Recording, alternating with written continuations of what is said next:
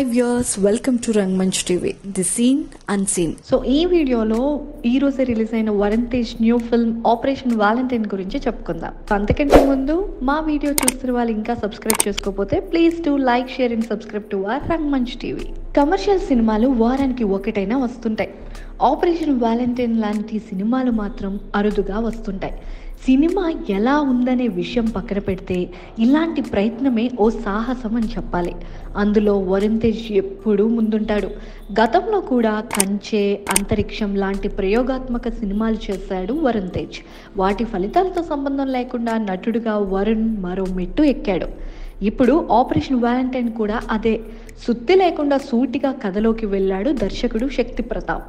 Operation Valentine కోసం బాగానే research చేశారు మేకర్స్. పుల్వామా అటాక్ సీన్ ఆసక్తికరంగా ఉంది. అక్కడి నుంచి కథ మరింత వేగంగా ముందుకెళ్తుంది.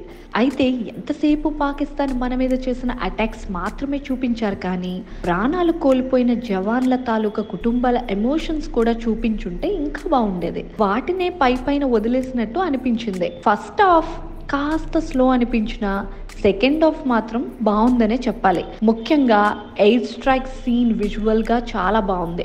పాకిస్తాన్ బోర్డర్ క్రాస్ చేసి వాళ్ళ మీద అటాక్ చేస్తున్న సమయంలో వచ్చే బ్యాక్గ్రౌండ్ స్కోర్ మాత్రం అదరగొట్టేశారు. సినిమాటోగ్రఫీ ఈ సినిమాకు ప్లస్.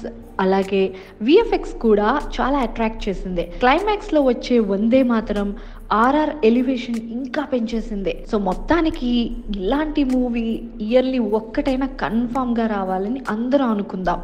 వందే భారత్. Thank you so much for watching our channel. Please do like, share and subscribe to our channel.